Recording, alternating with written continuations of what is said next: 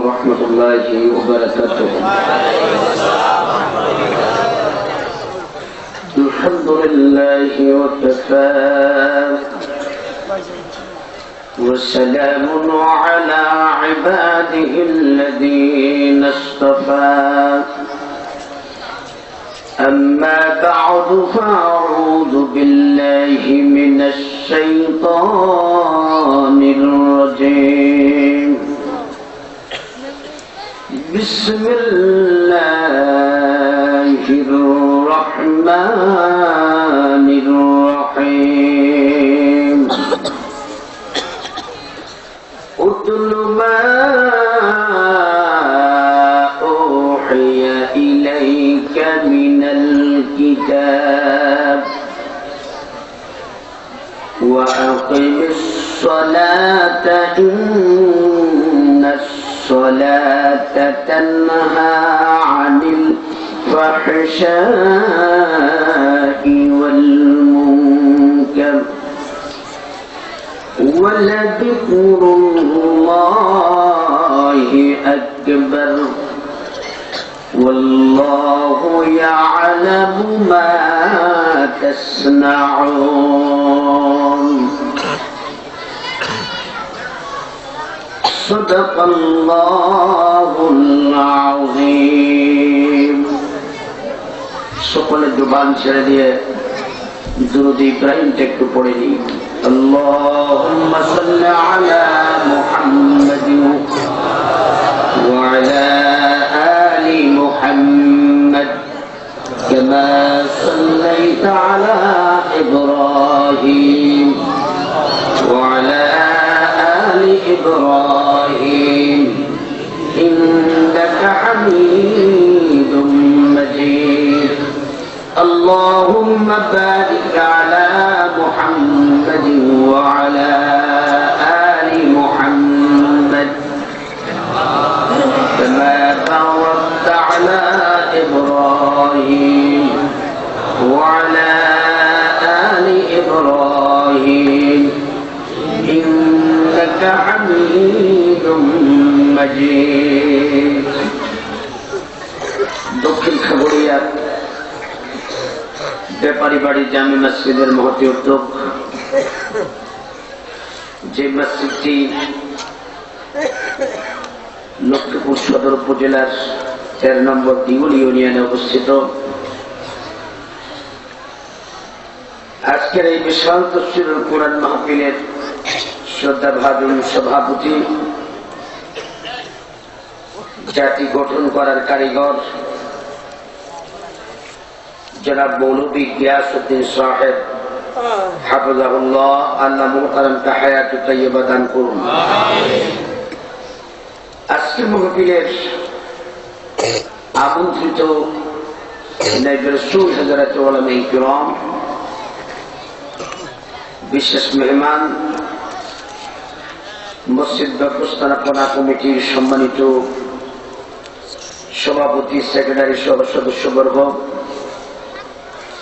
আমার সামনে উপবিষ্ট দিন প্রিয়, কোরআন প্রিয় সব বয়সী তাওহীদি জনতা, আমরা আল্লাহ সুবহানাহু ওয়া তাআলার দরবারে শুকরিয়া আদায় করে নেব এই জন্য যে রব্বুল ইজ্জত ওয়াল জালাল এই এলাকার অনেক মানুষ থেকে আজকে একদিকে হলো পয়লা ফাল্গুন, ঋতুজাত বসন্তের প্রথম দিন, অন্যদিকে হচ্ছে আগামীকাল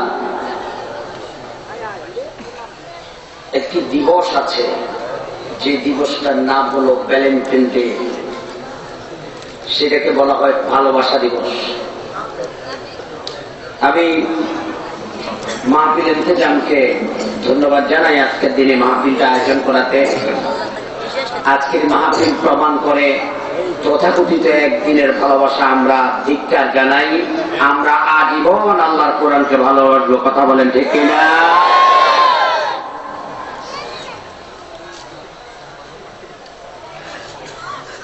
সম্মানিত বন্ধুগণ, এই ঋতুর আর বসন্তের প্রথম দিবসে ভালোবাসা দিবস নামক বেহায়াপনা দিবসের আগের রজনীতে, যেই রজনীতে আজকে বিভিন্ন পার্কগুলো, বিভিন্ন আল্লাহর নাফরমানের স্পটগুলো, গান বাজনা, বেহালা, বেহায়াপনা, বেলাল্লাপনা, যাবতীয় অশ্লীলতা নিয়ে মানুষ ব্যস্ত। গতকালকে আমার মাহফিল ছিল সদর উপজেলায় নোয়াখালীতে।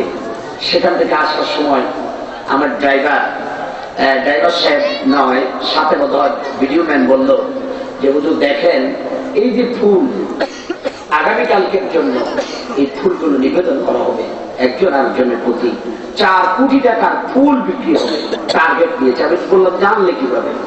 বললো যে এটা টিভিতে দেওয়া হয়েছে। আমি জিজ্ঞেস করতে চাই, আমাদের ভালোবাসা কি একদিন না সব দিন?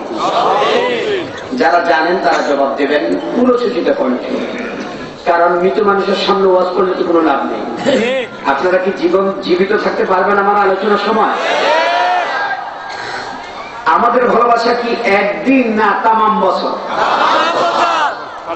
আমরা আমাদের আল্লাহকে ভালোবাসি একদিন না সব সময়? আমাদের রাসূলকে আমরা মনের মণিকোটা থেকে ভালোবাসি, যে নবীর ব্যাপারে কোরআন বলছে আন-নাবী ওয়া আওলা বিল মুমিনিনা মিন আনফুসিহিম। আল্লাহ রাব্বুল আলামিন বলছেন বিশ্ব নবীর ভালোবাসা হচ্ছে মুমিনদের নিকট তার নিজের জীবন থেকে অনেক বেশি। আল্লাহু আকবার। সে রাসূলকে আপনারা ভালোবাসেন একদিন না সব সময়? শুধু মুখে না কাঁধে? কথা কন না কা? মুখে ভালোবাসলে? মুখে বলি ভালোবাসি, অন্তরেতে নাই, রবিউল আউয়াল এলে তোমারই গান গাই। কিছু লোক রবিউল আউয়াল আসলে জশ্নে জুলুস বাহির করে, আগে বাজে কত কিছু করে, কিন্তু রাসূলের একটা সুন্নাত তাদের জীবনে পাওয়া যায় না। কথা বলে ঠিক কিনা? রাসূলের ভালোবাসা কি একদিন না পুরা বছর? খাওয়ার মধ্যে রাসূলের ভালোবাসা আছে না নাই? নামাজের মধ্যে আছে না নাই? আমাদের স্লোগানের মধ্যে আছে না নাই? আমাদের লেনদেনের মধ্যে থাকতে হবে কি হবে না? জীবনের প্রতিটা ক্ষেত্রে রাসূল যা এনেছে আল্লাহর পক্ষ থেকে এবং যা নিষেধ করেছেন ওইটাকে পরিপূর্ণ ভালোবাসতে হবে। কথা বলেন ঠিক কিনা? এটাকে একদিন না সব সময়?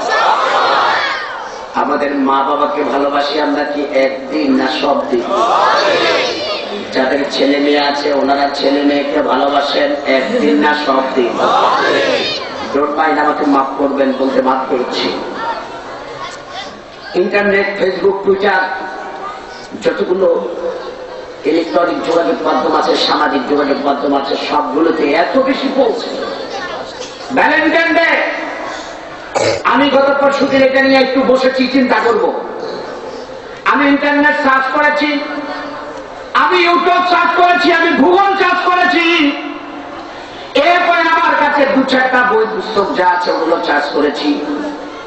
পরে সার্চ করতে করতে যায় ইতিহাস পাইলাম এটা হলো 100% ইহুদির আচার সভ্যতা।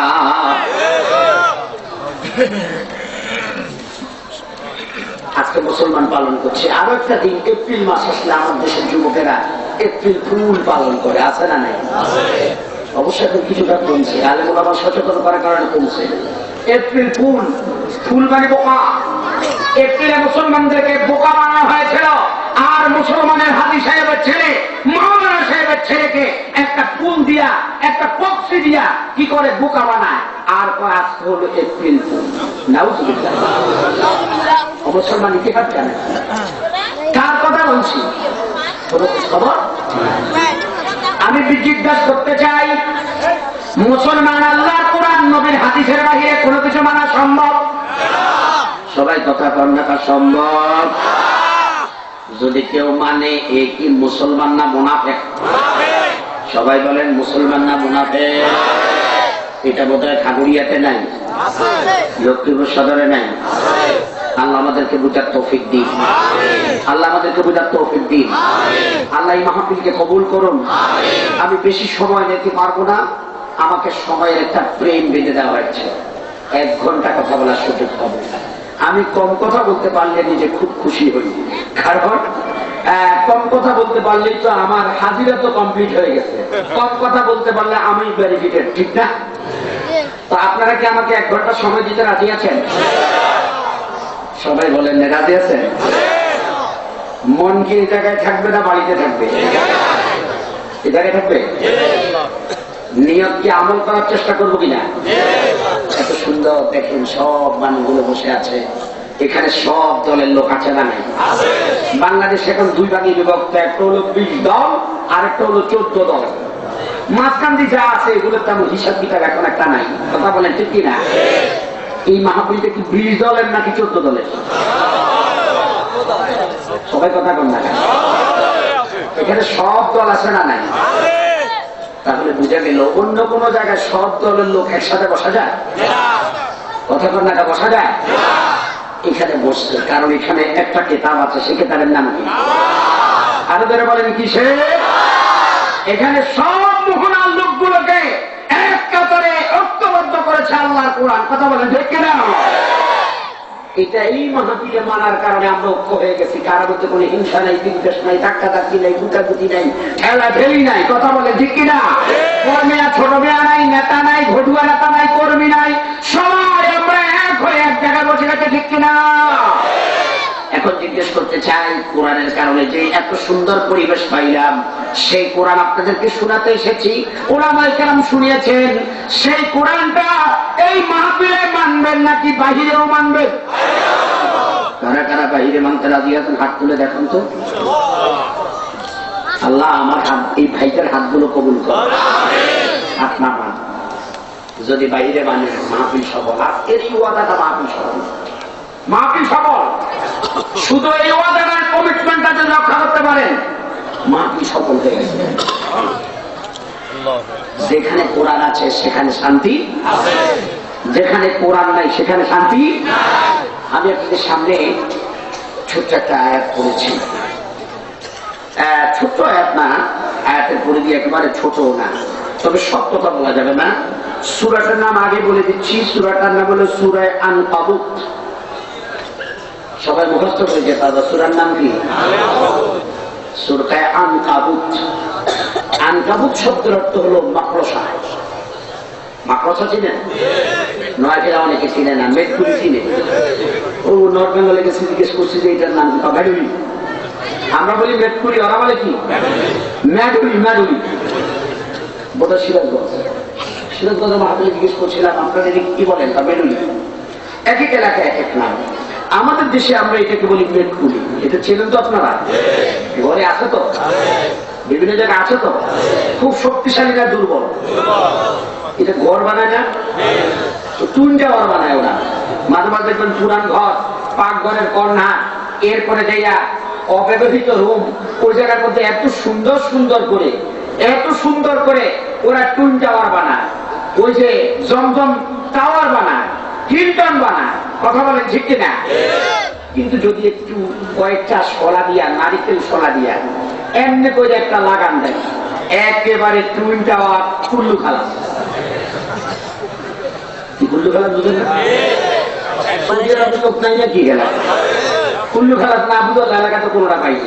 বাংলাদেশের বিভিন্ন জেলায় তো গিয়েছি, আলহামদুলিল্লাহ 42টা 40টা জেলায় গেলাম এই মাহফিল করতে। সব জায়গায় দেখলাম যে সবাই কুল্লু খালাস বুঝে, প্রায় কুল্লু খালাস মানে একেবারে শেষ। ছোট্ট বেশি বড় পৌঁছে লাগে না। আল্লাহ তাআলা এই সূরার ভিতরে তাম দুনিয়ার কাফেরদের ষড়যন্ত্রকে মাকড়সার জালের সাথে তুলনা করেছেন। আল্লাহু আকবার। রাসূলের যুগে কাফের বেঈমানের ষড়যন্ত্র ছিল কি ছিল না? ইহুদি নাসারার ষড়যন্ত্র ছিল কি ছিল না? এই বন্ধু বেশি ব্যাখ্যা দেওয়া যাবে না। ও বন্ধু, আল্লাহ তাআলা মাকড়সার সূরা নাযিল করে দিয়া, মেটকুলির সূরা নাযিল করে দিয়া ইমানদারদেরকে সান্ত্বনা দিচ্ছে। ও ইমানদারেরা, এই সূরাটা নাযিল হলো মক্কাতে। এই যে আপনারা দেখেন লেখা আছে মাক্কি, মক্কার জমিনে কাফের বেঈমান আবু জেহেল বাহিনী, উতবা বাহিনী, সায়বা বাহিনী আল্লাহর নবীর দুর্বল সাহাবীদেরকে যেভাবে অত্যাচার দিচ্ছেন, নির্যাতন করছেন, শরীরের হাড় মজ্জা একবারে শেষ করে দিচ্ছেন, নখ তোলাতুলি শুরু হয়ে গেছে, ঘরে থাকা যায় না, বাড়িতে থাকা যায় না, ব্যবসা বাণিজ্য করা যায় না, চাকরি নকরি করা যায় না, যায় না তো যায় না। কাফের বেঈমানরা পাইলে পরে আরো সেখানে অত্যাচার আর নির্যাতন চালায়।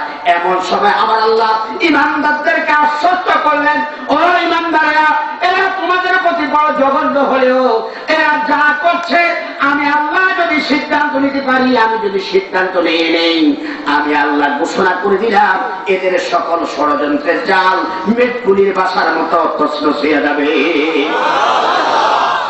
যারা সুবহানাল্লাহ করেন ওনারা বাড়ির যে ব্যান্ডেড হয়ে গেছে। কিছু মানুষ আছে এরা কুয়া যে আইলে সুবহানাল্লাহ দিয়ে না, কারণ আজীবন তো সুবহানাল্লাহ কাম করে না। মুমাওয়া যাইলে আইতে কেমন মনে কষ্ট করে দিল। সুবহানাল্লাহ বললে কি লাভ হইতো না ক্ষতি হইতো?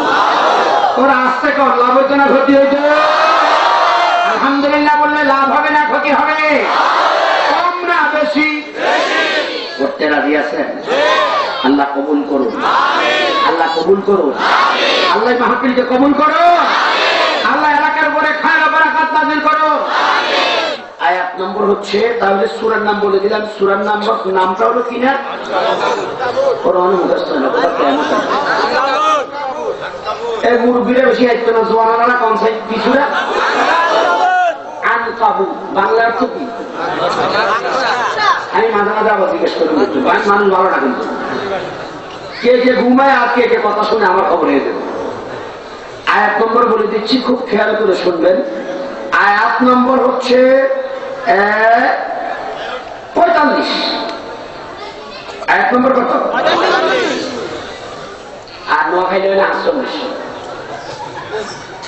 আমরা লক্ষ্মীপুর হইলে তো নোয়াখালী নাকি? আমরা লক্ষ্মীপুরি না? ও বলে গেছে, আগে এক সময় নোয়াখালী ছিলেন, অসুবিধা নেই। আগেটাও আসতেছেন, ঢাকাতে এখন লক্ষ্মী হয়ে গেছে। আল্লাহ কোরআনের লক্ষ্মী দিয়ে বাঁচার তৌফিক দিন। এই দুনিয়াতে সবচেয়ে বড় লক্ষ্মী হলো আল্লাহ কিতাব, ঠিক কিনা? তো আয়াত নম্বর হলো কত? 45। মনে থাকবে তো? অনেক সময় তো হুজুরে কই গেছে, কি কই গেছে শুনছেন, ইয়া কই গেছে কিনা, আরে কতন কইছে, কীর্তন কইছে, জানি না, শুনি না, বুঝি না।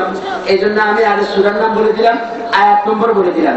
যাদের হাতে, আপনাদের হাতে এখন তো মোবাইলের মধ্যে নাই, আমার এই মোবাইলের মধ্যে কয়েকটা তাফসীর আলহামদুলিল্লাহ ডাউনলোড করা। আমি আয়াতটা কোরআন শরীফ খুলছি, আবার একটু দেখে নিছি এটার সাথে মিলেছে কিনা। আমি কথাটা বলবো যে সূরা নাম্বারটা ঠিক আছে কিনা, এবং এটা কোন জায়গায় নাযিল হলো, মক্কাতে না মদিনাতে, একটু তাজা করে নিয়ে আসবেন। আপনারাও আপনাদের বাড়িতে, ঘরে বাড়িতে যাই একটু কোরআন দেখবেন আর মিলায় দেখবেন যে হুজুররা কি বলছে। অনেক সময় না বুঝার কারণে রাস্তার মোড়ে মোড়ে যাইয়া আলেম ওলামার বিরুদ্ধে গীবতকারী একদল লোক আছে না নাই? কারণ ডাক্তারের বিরুদ্ধে হারে না ক্ষেত্র, হুজুরের বিরুদ্ধে বালা করি খেতে একদল আছে না নাই? ডাক্তারদের এত জমা করি, রক্ত লাগে, কিছু হুজুরের কোনো কিছু বয় না। কিন্তু আমরা হুজুরে যদি কেউ ভাই আনলে সুদ খান খা, আমার বিরুদ্ধে গরম হয়েছে, কথা বলেন ঠিক কিনা? আমার এলাকা করেন না নাই? আসেনি? সুদের মহাবান আছে না নাই? বেপট্টার মহাবান আছে না নাই? ঘুষ লেনদেন করে আছে না নাই? এটাকে হালাল না হারাম? বেনাউজি আছে না নাই? গীবতকারী আছে না নাই? চোর বোধ হয় না? হ্যাঁ, তাহলে সব অনেক এখানে আছে।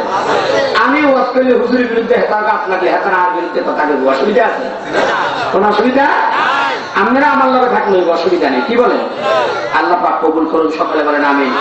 প্রথম হলো অনুবাদ, প্রথম সরল অনুবাদ, উতলু, হে নবী আপনি তেলাওয়াত করুন।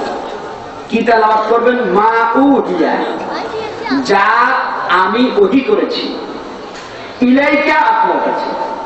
শাব্দিক অনুবাদ বুঝেন আগে, না হলে আমরা বুঝাই দিয়ে আমি আপনার কাছে বলবো, কোন অসুবিধা? তাহলে পুরাটা হলো উতলু মা উহিয়া ইলাইকা, হে নবী আপনি তেলাওয়াত করুন যা আপনার কাছে ওহী হিসাবে প্রেরণ করা হয়েছে, মিনাল কিতাব, কিতাব থেকে, কিতাব মানে হলো আল্লাহর কোরআন, কোরআন থেকে যা আপনার কাছে ওহী হয়েছে আপনি কি করেন ওগুলো তেলাওয়াত করে শোনান।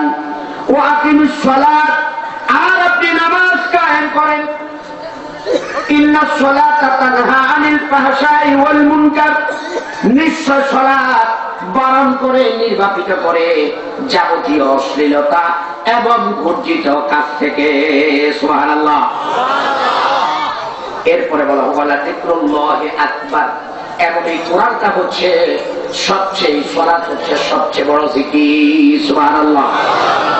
ওয়াল্লাহু ইয়ালামু মা তাসনাউন, পরিশেষে বলতেছে আর আল্লাহ তাআলা তিনি জানেন যা তোমরা করো। এই জায়গার মধ্যে বোঝা হয় ছোট্ট একটা আয়াত, মনে হচ্ছে যেন একটা কোটরার মধ্যে, নোয়াখালী মানুষ কোটরা ছিল না, বৈয়ম বৈয়ম, বৈয়মের ভিতরে মনে হয় যেন মেঘনা নদী ঢুকেছে। এই আয়াতের আলোচনা করতে হলে আপনাদের মাহফিল এলো তাফসীর মাহফিল। এই আয়াতের আলোচনা করতে হলে কয়েকটা টপিক করা দরকার। এক নম্বর হলো কোরআন তেলাওয়াত, এক নম্বর কি, দুই নম্বর হলো সালাত কায়েম, তিন নম্বর হলো সালাতের উপকারিতা সামাজিক এবং রাষ্ট্রীয়, তিন নম্বর হলো জিকির, চার নম্বর হলো সবচেয়ে বড় জিকির। সবচেয়ে বড় জিকির কি? এরপর হলো পাঁচ নম্বর হইল তোমরা মনে করিও না আল্লাহ বেদমান, আল্লাহ সব খবর আছে। তাহলে এই পাঁচটা বিষয় আলোচনা করলে, পাঁচটা বিষয় বক্তব্য দিলে এই আয়াতের তাফসীরের একটু কাছে যাওয়া যাবে। তাহলে এই আয়াতের মধ্যে কয়টা টপিক আছে? ইসলামের ভিত্তি কয়টা? নামাজ কয়টা? এটা মিল আছে না নাই? মিল আছে না নাই? তাহলে এখানে প্রথম আল্লাহ পাক প্রথম এক ওয়াজ বলছে, প্রথম বলছেন এক পাঁচ, উতলু মা উহিয়া ইলাইকা মিনাল কিতাব। হে নবী গো, আপনার কাছে যে কুরআন আমি নাযিল করেছি, আপনি একটু মক্কা দুর্বল, নিষ্পেষিত, নির্যাতিত, অবহেলিত, মানবাধিকার থেকে বঞ্চিত ইমানদার লোকদেরকে বেশি বেশি করে কোরআনটা তেলাওয়াত শোনান। সুবহানাল্লাহ। কারণ এই কোরআন নাযিল হওয়ার আগে যত ইমানদাররা দুনিয়াতে এসেছে সব ইমানদারদের কথাই কোরআনে আছে না? যেমন মুসা আলাইহিস সালাম ইসলামের দাওয়াত দেওয়ার কারণে কি পরিণত হয়েছে এটা আল্লাহর কোরআনে আছে না? নূহ আলাইহিস সালাম কোরআনের দাওয়াত দেওয়ার কারণে কি অন্যায় হয়েছে, কি অপরাধ হয়েছে, কি নির্যাতন এসেছে এটা আল্লাহর কোরআনের মধ্যে আছে না?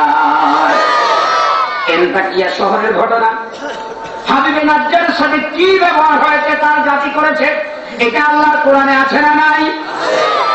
এরপরে আসহাবে উখদুদের সাথে ওই সময়ের জালেম শাসকরা কি ব্যবহার করেছে এটা আল্লাহর কোরআনে আছে না?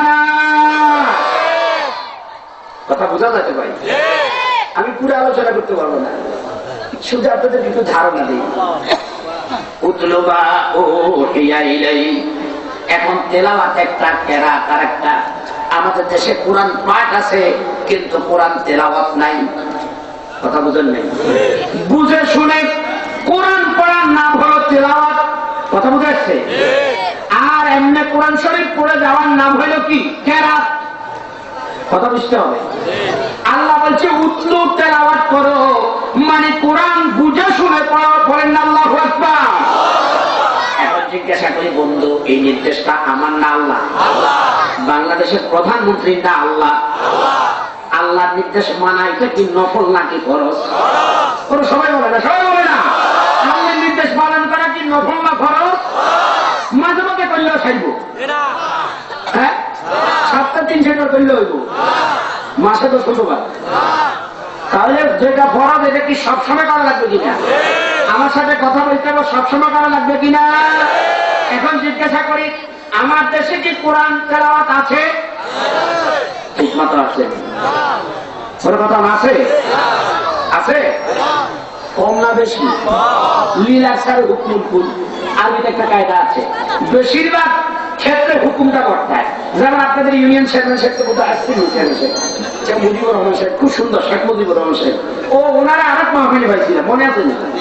কোথায় আসছিলেন? ও আপনাদের এলাকা আমার 2 নম্বর সফর। হ্যাঁ, লোকটা মোটামুটি আলহামদুলিল্লাহ, আল্লাহ তাকে হায়াতে তৈয়বা দান করে, অত্যন্ত সুশীল মানুষ। আমার কাছে ভালো লাগলো। শেখ মুজিবুর রহমান, বাংলাদেশের ইতিহাসের সাথে ওনার নাম জড়িত। কথা বলেন ঠিক কিনা? ওরা কথা বলেন ঠিক কিনা? চেয়ারম্যান সাহেব ভোট পাইছে ধরেন না, কত ভোট আছে আমি জানি না, আমি একটু কেয়াস করি বলি, ধরেন না 3200 হয়েছে। আর ওখানে 3180 ভোট পাইছে। এখন জয়ী হয়েছে কি? ধরেন না, কারণ সে 3200 ভোট পেয়েছে, ও পেয়েছে কত? 3180। তাহলে কত ভোট কম? এখন চেয়ারম্যান তো মেয়ারে করবো না, মেয়ারে করবো, আমরা হুকুমটা এইভাবে দিই। আজকে কোরআন তেলাওয়াত যারা বলেন যে নাই, ওরা ওই দিক থেকে বলছে আগেকার সময়ে সকালবেলা প্রতিটা ঘর থেকে, প্রতিটা বাড়ি থেকে আল্লাহর কোরআনের আওয়াজ বের হতো। কথা বলেন ঠিক না? এখন বাইরে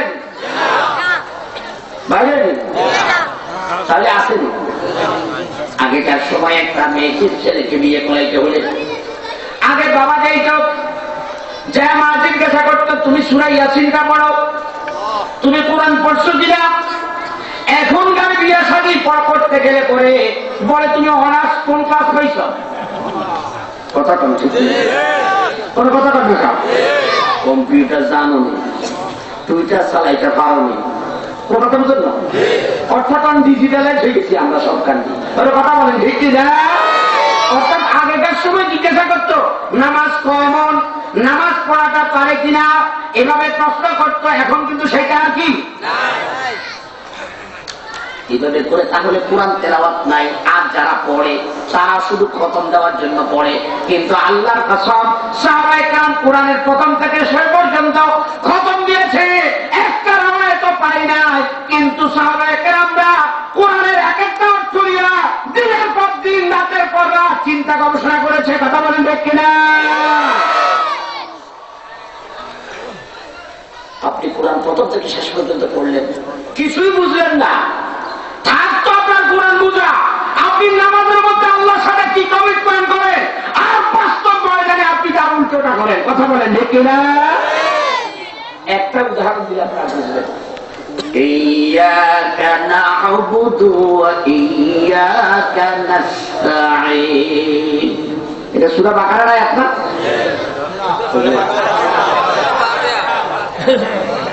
দেখছেন এমন কোরআন তেলাওয়াত করে যে মানুষ আগে কাছে হয়, আবার কেউ পায় না সূরা ফাতিহা। এটা কোন সূরার না? সূরা ফাতিহা নামাজের মধ্যে এটা কি নফল না ফরজ পড়া? ওয়াজিব মানি তো ফরজ। ইমাম আবু হানিফা রাহমাতুল্লাহ বলতেছে কি এটা হলো ওয়াজিব, আর অন্যান্য মাযহাবরা বলতেছে এটা মানে কি ফরজ। আল ওয়াজিব কাল ফরজ।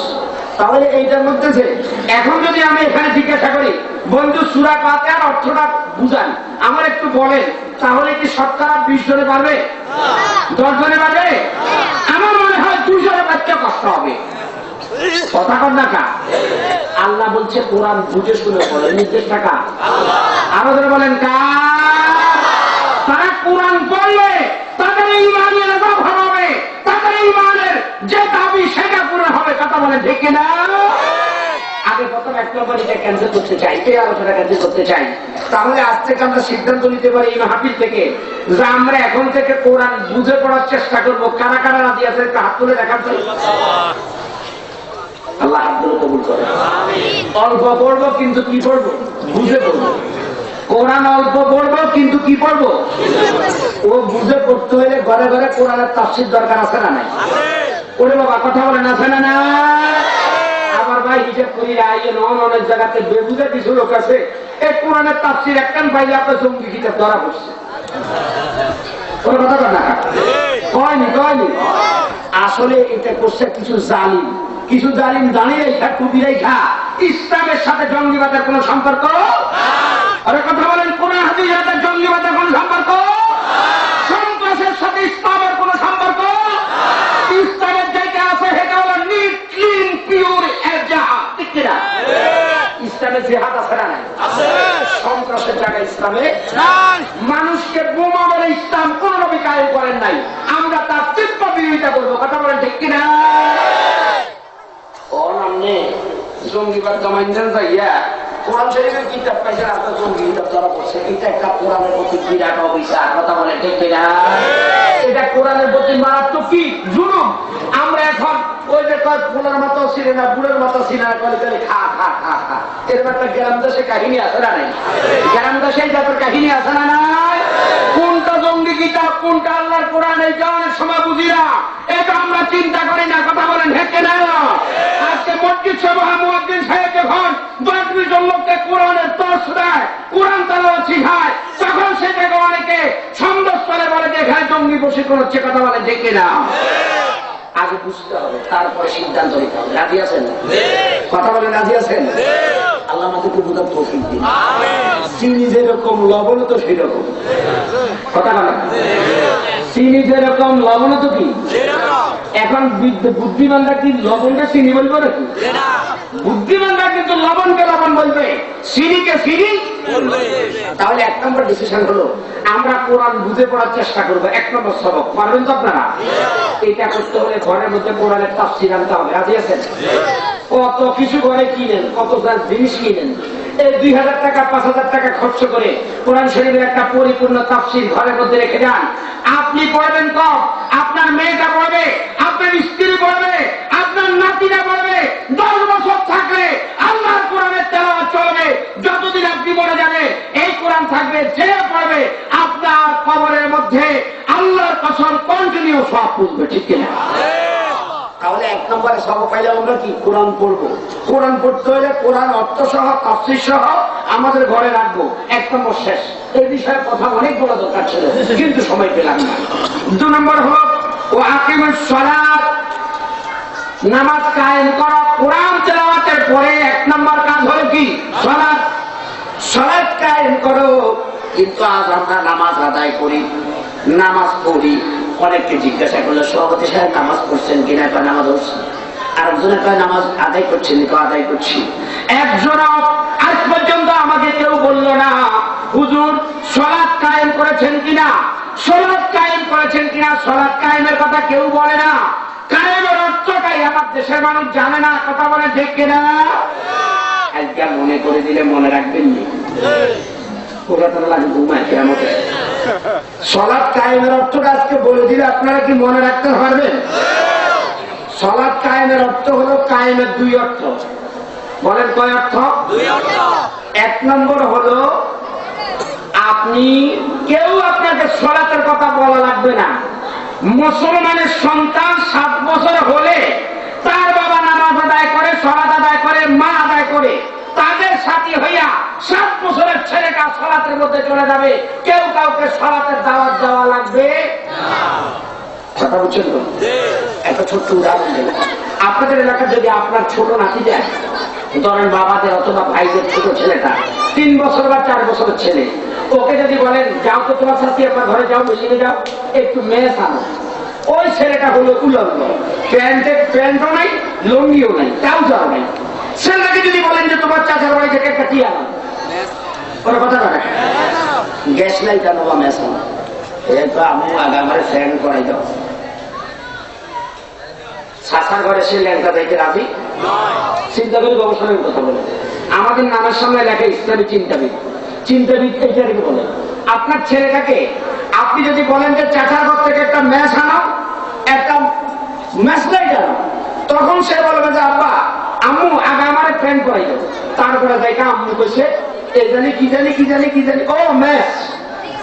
ছোট বাচ্চারা এখন ছেলেটা আগে ফ্যান করাইতে বলছে কি লেগে, ছেলেটা যেদিকে তাকায় দেখে যে সকলের এর মতো উলঙ্গ ল্যাংকা একটা লোক কি, তার বাবাও ল্যাংকানো, মাও কি, ভাইও ল্যাংকানো, শাশিয়াম্মাও ল্যাংকানো, শাশিও কি ল্যাংকানো, শাশাও ল্যাংকানো। যার কারণে ওরে প্যান্টের কথা বলা লাগে না। সে একটু বিবেক হওয়ার সাথে বলে যে আমার আগে কি দাও, প্যান্ট দাও, তারপরে আমি আর বাড়িতে যাবো। কথা বলেন ঠিক কিনা? এই সময় কি ছেলেটার প্যান্ট করা কি খরচ হয়েছে? খরচ হয়নি। ছোট 2-3 বছর বাচ্চার উপরে প্যান্ট করা বলবে খরচ না। ফরজ হলো শরীয়তের বিধান প্রাপ্তওয়ালা বয়স হলে। কিন্তু তারপর সে কেন করে? এই জন্য করে সে যেই দিকে তাকায় ওই দিকে দেখে যে সকলে তার মতো কেউ উলঙ্গ। তাহলে বোঝা যায় আমাদের সমাজে ফ্যান কায়েম আছে, লুঙ্গি কায়েম আছে। মানে সলাৎ কায়েমের অর্থ হলো মুসলমান যে দাবি করবে সে প্রথম মনে করবে যে ব্যক্তি ইচ্ছা করে একত্র সলাৎ ছেড়ে দেয় সে যেন কাফের হয়ে যায়। মুসলমান দাবি করবে যে মুসলমান এবং কাফেরের মধ্যে পার্থক্য হলো সলাৎ। এটাকে আমার কথা না, নবী মুহাম্মদ রাসূলুল্লাহ মান তারাকা সালাতু মুতাআম্মাদান ফাকাদ কাফারা বাইনাল আবদি ওয়া বাইনাল কুফরি তারকুস সালাত। আল্লাহর হাবিব বলেন, যদি কেউ ইচ্ছা করে এক ওয়াক্ত সালাত ছেড়ে দেয় সে যেন নিশ্চিত কাফের হয়ে যায়।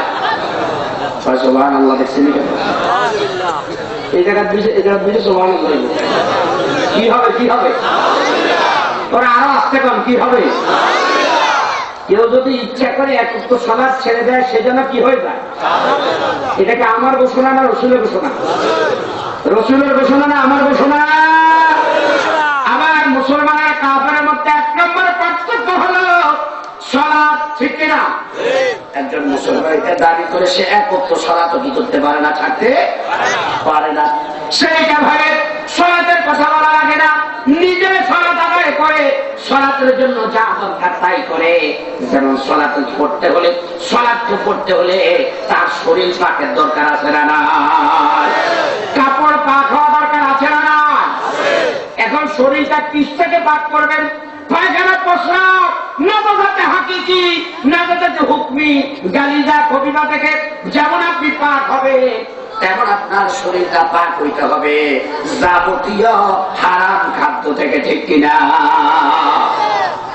কথা বুঝি কর, যাবতীয় শরীরটা পাক হইতে হবে হারাম থেকে। কোন কথা কয় না? হারাম খাদ্য থেকে। আপনি যে খাওয়াটা খান এটা কোন জায়গা যায়? মাছ ভান্ডারে না? মাছ ভান্ডারে এটা ডাইলেশন হইয়া এবার এটা রক্ত হয়, এটা আধা শরীরগুলো হয়। এগুলো হইয়া তো আপনাকে কি দেয়? আপনাকে কর্মক্ষমতা দেয়, শরীরের চলার ক্ষমতা দেয়, চিন্তার ক্ষমতা দেয়, আপনার বুদ্ধিভিত্তিক কাজ করার ক্ষমতা দেয়। এখন যদি এইটা হারাম খান আর জীবন যদি আপনি সালাত আদায় করেন, সালাতে কোনো ফায়দা দেবে? কথা ক্লিয়ার? আবার কাপড় পাক, এই কাপড়টা সুদের টাকা থেকে ভাগ হইতে হবে, ঘুষের টাকা থেকে ভাগ হইতে হবে। এই কাপড়টা আর একজনের জুলুম বোধহয় আমাদের দেশে নাই? সবাই কয় না আসেনি? কম না বেশি? আমি মনে করি বড় জুলুম আমাদের মনে কয়, মানুষে মনে করে যে অমুকের টাকা দখল করে এটা বড় জুলুম। না না না, বড় জুলুম হইলে আল্লাহ হুকুম অমান্য করা, এটা হলো বড় কি কথা কথা, ঠিক না? আমরা নামাজের মধ্যে বাবা আদম একটা দোয়া পড়ছে না, রব্বানা যালামনা আনফুসানা ওয়া ইল্লাম তাগফির লানা ওয়া তারহামনা লানাকুনান্না মিনাল খাসিরিন। সুবহানাল্লাহ কর না? এটা আমাদের নামাজে আছে না নাই? আদম আলাইহিস সালাম সেই সময় কি জুলুম করছে? রব্বানা যালামনা আনফুসানা, আল্লাহ আমাদের প্রতি আমরা জুলুম করছি, মানে আপনার হুকুম কিছুটা অমান্য হয়ে গেছে, ঠিক কিনা? আল্লাহর হুকুম অমান্য যে করে সে ব্যক্তি হলো বড় জালেম। ওর কথা বলেন ঠিক না? যে ব্যক্তি মানুষ মুসলমান দাবি করে পর্দা করে না, এটা হলো বড় জালেম, ঠিক কিনা? শুধু মানুষের জায়গা দখল করিয়া চাঁদাবাজি করলে আমরা এখন জালেম নাই কেন? বড় জালেম বলে দিকে আল্লাহর হুকুম মানে না। আমি কি আপনাদেরকে বুঝাইতে সক্ষম হয়েছি? সবাই কথা বলেন, বুঝাতে সক্ষম হয়েছে? বড় জালেম হয়েছে আল্লাহর আইন অমান্য করে, আল্লাহর বিধিবিধান অমান্য করে, এ হচ্ছে বড় জালেম, ঠিক কিনা? আর আল্লাহর কোরআন বলছে ওই ব্যক্তি বড় জালেম যে ব্যক্তি আল্লাহর কথাগুলো গোপন করে, সেই কথাগুলো মানুষ সামনে বলে না, ঠিক কিনা? ওমান আযলামু মিম্মান কাতাবা শাহাদাতান ইনদাহু মিনাল্লাহ। আল্লাহ পাক বলেন ওর থেকে বড় জালেম আর কে হতে পারে যার কাছে আল্লাহর কোরআনে এলেম আছে, অথচ সহি কথাগুলো সে মানুষের সামনে তুলে ধরে না। কারণ সহি কথা তুলে ধরলেই তো রাসূলুল্লাহর মতো সুরা খাওয়া লাগবে। কোন কথা বলে না? রাসূলুল্লাহ মার খায় নাই? মুসা আলাইহিস সালাম দৌড়ানি খায় না? এখনো হুজুর রাখবা যেমনি প্রয়োজন নামাজ যদি কেউ 5 ওয়াক্ত জায়গা সব পড়াইতো, তারপরে আর কোনো আপত্তি? কারণ সুরাতুল আগে দেখতেন কথা বলুন না? যদি কয় যে তেলাওয়াতের লাগে তথাকথিত কিছু কমিটির লোকের নামও বলা লাগবে, তারপরে বলতে থাকতা, তারপরে আমার চাকরি ধরেই রান লাগবে। কথা বলেন ঠিক কিনা? কি নিয়ম আমরা হুজুরটা উপায় আছে নিয়ে মানে বুঝেন না কথা মনে আমার কথা বুঝেন না বোধ হয়, বুঝেন না? একটু রসিকতা করে বললাম আর কি কথাটা, আপনাদের আগুন আছেন কিনা খবর নেওয়ার জন্য। আমার ভাইয়া, তাহলে বড় জানেন কোন ব্যক্তি? যেই লোকটা আল্লাহর হুকুম মানে না, যেই লোকটা কোরআন তেলাওয়াত করে না, যেই লোকটা সালাত আদায় করে না, যেই লোকটা সত্য কথা বলে না, যেই লোকটা আমানতটা ঠিক মতো পালন করে না, যেই ব্যক্তি, যেই লোকটা পর্দা পুশিটা ঠিক মতো করে না, যেই লোকটা আমার আল্লাহর বিধিবিধান গুলো মানে না, এই ব্যক্তিটা হলো সবচেয়ে বড় জালিম। কথা বলেন ঠিক কিনা? আর যে আলেমরা সহি কথা বলে না, ওই জালেমটাও হলো আরেক বড় জালিম। ঠিক কিনা? আল্লাহ আমাকে বুঝতে তৌফিক দাও। 2 নম্বর অর্থ হলো সালাতের কায়েমের আরেক অর্থ হলো সালাত আদায় করতে হলে সালাত আগে শিখতে হবে। বাংলাদেশের মানুষ আমার মনে হয় 80% জন সালাত ভালো করে শিখে আদায় করে না। কথা বলে ঠিক কিনা? সালাতের কোনো জ্ঞান তাদের কি? সূরা কেরাত কোনো কি ঠিক নাই, রুকু সিজদা কি নাই ঠিক নাই, খাবার মধ্যে ঠিক নাই, এরপরে কাপড়ের মধ্যে কি ঠিক নাই, আকীদার মধ্যে কি ঠিক নাই, আর ঠিক নাই বলতে কিচ্ছু ঠিক নাই। তাহলে তার সালাত কিভাবে আদায় হবে? আল্লাহ তাআলা এরপরে বলছেন সালাত কায়েম করা। তাহলে সালাত কায়েমের অর্থ বলছি, সবাই বলেন কয় অর্থ? সালাত পড়তে হবে, কেউ কাউকে বলা লাগবে না। আর এক অর্থ হলো সালাত আদায় করতে হলে যা দরকার ওগুলো শিখে ভালোভাবে আদায় করা। এই জন্য আল্লাহ বলছে ওয়াকিমিস সালাত, তোমরা সালাত কায়েম করো। রাজি আছেন তো? বলে হুজুর কায়েম করব কি, অন্ত সালাত নাই। আমাদের দেশে আপনাদের ওই মাহফিলে আসছে বলছিলাম সালাত তো ভাগ হয়ে গেছে, যে 7 দিনে একবার, এই বছরে একবার, খাটের লগে একবার, এভাবে সালাত আছে। কিন্তু নিয়মিত আহমিয়তের সহিত, এটা আমার ইমানি দায়িত্ব। আমি যেমন আর চাকরিটা বাঁচানোর জন্য প্রতিদিন অফিসে যাইয়া একত অ্যাটেন্ডেন্স কাজে, আমি আমার ইমান বাঁচানোর জন্য 5 ওয়াক্ত নামাজে অ্যাটেন্ডেন্স দিতে হবে। কথা বলেন ঠিক কিনা? তাহলে বুঝতে আপনি কি ইমান, নাহলে আপনার ইমান বাঁচবে। আমার দেশে একটা হুজুর নামাজ কালাম কম পড়লো, আই কিন্তু ইমানদার বড় বাবা আছে না নাই? কথাটা নাকি আছে না নাই? হুজুরের মানুষটা খুব ভালো, আমার ইমান খুব মজবুত, কিন্তু হয়তো নামাজ কালামা কেন কম করিয়ে এর কি ইমান আছে? ইমান থাকলে তো সেটি করতে সালাত আদায় করতে। এরপরে আসেন ইন্নাস সালাতা তানহা আনিল ফাহশাই ওয়াল মুনকার। নিশ্চয় সালাত যাবতীয় অশ্লীলতা, বর্জিত, নিন্দনীয়, পাপাচার, দুরাচার, যাবতীয় কাজ থেকে সালাত তোমাদেরকে ফিরাবে। সুবহানাল্লাহ কর না? আরো আসতে বলেন সুবহানাল্লাহ। এখন সালাতেরও আগের কাতারে, নামাজেরও আগের কাতারে, আবার আই ঠেলানোর মধ্যে আগের কাতারে বোধহয় না নাই? মিথ্যে কথা বলার ব্যাপারে আগের কাতারে আছে না নাই? আল্লাহ বিরোধী স্লোগানে আগের কাতারে আছে না নাই? কথা বলে না শোনো? আবুলে হাইয়া, আরে না আবু কি জানি মুনাফের সর্দার, কি নামটা? আব্দুল্লাহ ইবনে উবাই। ভাবলে তার মতো নামাজ, একেবারে পাগড়ি। যদি একা থাকার দরকার থাকে বিশেষ হলে কি জানবে, দাঁড়িয়ে দৈত্য হলে মিলে সাড়ে হেঁটে হতে তুলেছে, যুগের দূরে সাড়ে, কিন্তু যুগ মাটি যুগ দিছে বিশেষ হলে এইভাবে করে নামাজ আগে কাটায়, কিন্তু তলে তলে আমার নবীর বিরোধিতা করে। কথা বলেন ঠিক কিনা? আমার নবীর দিন আক্রান্ত হয়, সে একটা কথাও বলে না, সে তাদের সাথে বন্ধুতা করে। যারা আমার নবীর গায়ে আঘাত দেয়, যারা আল্লাহর কোরআন জমিন থেকে উঠাই দিতে চায়, নামাজের আগের কাতারে, সুন্নতি নামাজ আগের কাতারে বইলা, সে তাদের সাথে তলে তলে সম্পর্ক রাই। জাতের মুসল্লি বোধ হয় নাই? সবাই কথা বলতে হবে, আছে না না? তাহলে এই লোকটাকে কি সালাত খারাপ কাজ থেকে ফিরাবে? কথা বলেন, ফিরাবে? আল্লাহ বলছে যদি ঠিক মতো সালাত আপনি আদায় করতেন, আপনার সালাত আপনাকে যাবতীয় খারাপ কাজ থেকে ফিরাবে। আল্লাহু আকবার বলা যায় না? এমনি আমি যখন সালাত ধরছি, বিশ্বাস করেন আমার কথা বলি, আমি অন্যের কথা জানি না। আমি ছোটবেলায় যখন সালাত ধরেছি, এখন এক কানে কলের গান বাজে, তো কলের গানে গেছি আর আমার নাই করেছে গিরি তুই তো নামাজ পড়ো, তুই কলের গান শুনে কিনলে, তাহলে আমার নামাজ কলের গান থেকে আমার ফিরেছে। কথা বলেন ঠিক কিনা? এটা খারাপ কাজ না? আমি যখন সলাতে দাঁড়াই তখন আমি এমন ভাবে ইবাদত করি, আনতা আবুদুল্লাহ কান্নাকা তারাহু ফাইন লাম তাকুন তারাহু ফাইন্নাহু ইয়ারাক। বিশ্বনবী বলেছেন হাদিস শরীফের ভিতরে, সালাত এমন ভাবে আদায় করো, তুমি এমন ভাবে ধারণা করিও তুমি আল্লাহকে দেখে দেখে তার কুদরতি পায়ের মধ্যে সিজদা দিচ্ছ।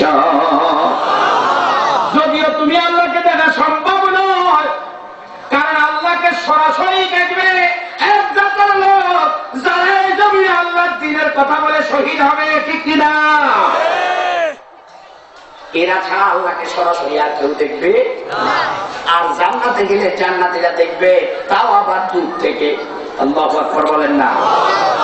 হাদিস শরীফে বুখারীর বর্ণনা, আব্দুল্লাহ ইন্তেকাল করার পরে হযরত জুবাইর হলো তার ছেলে। আল্লাহ নবী জুবাইরকে সান্ত্বনা দিতে যাইয়া বললেন, হে জুবাইর, আমার কাছে এসো, কেঁদো না, তোমার বাবার সাথে কি আচরণ করেছে আমার আল্লাহ একটু শোনাবো কিনা? বলে, হুজুর একটু শোনান। আল্লাহ তাআলা ইতিপূর্বে দুনিয়ার কোন মানুষের সাথে সরাসরি কথা বলেন নাই, কিন্তু তোমার বাবা আব্দুল্লাহর সাথে একেবারে সামনাসামনি আল্লাহ কথা বলছে। আল্লাহু কিফাহা, বুখারীর বর্ণনা, তোমার বাবার সাথে কথা বলেছে। ওই দাউদ ডিভাইডেশন রুল পড়তেছা। তখন আব্দুল্লাহর ছেলে জুবাইর বলেন, হুজুর কি কথা বলেছে আল্লাহ? প্রথম বললেন যে আল্লাহ তাআলা আমার তোমার বাবাকে জিজ্ঞাসা করছে, ও আব্দুল্লাহ, তুমি আমার কাছে কি চাও? তুমি বদরের যুদ্ধে আমাকে জীবনটা দিয়ে দিছ। মানুষ মনে করে যে তারা জান আর মাল দিবে, আর তারা জান্নাত কিনবে, কিন্তু তুমি বাস্তবে জান দিয়েছ, মাল দিয়েছ, আর আমার জান্নাত কিনে নিয়েছ। এখন তুমি বলো, তুমি যা চাইবা আমি আল্লাহ তোমার সব কিছু দিয়ে দিতে রাজি। তোমার বাবা আব্দুল্লাহ শুধু একটা কথা বলেছে, সেই কথাটা হলো, ও আল্লাহ, কিচ্ছু দরকার নাই, তুমি আবার একটু জীবন দাও, আমি তোমার দুনিয়াতে পাঠাও। দুনিয়াতে পাঠাইলে পরে আমি এই দুনিয়ার মধ্যে মানুষের যারা আল্লাহ বিরোধী, যারা কোরআন বিরোধী, যারা নবী বিরোধী, যারা ইসলাম বিরোধী, যারা ইহুদি রাসার দত্তকারী, যারা ইহুদি রাসার গোলাম, তাদের বিরুদ্ধে আমি জিহাদ করব, আরেকবার জীবন দেব, আবার আইসা তোমার এই আমল ভোগ করবো।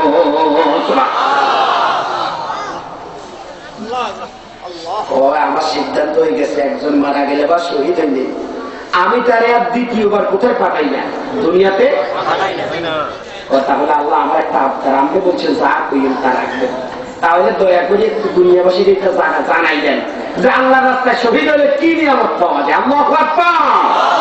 আল্লাহ তাআলা তখন সূরা আলে ইমরানের আয়াত নাযিল করে দিলেন, ওয়ালা তাহসাবান্নাল্লাযীনা কুতিলু ফি সাবিলিল্লাহি আমওয়াত বাল আহইয়াউ ইনদা রাব্বিহিম ইউরযাকুন। সুবহানাল্লাহ।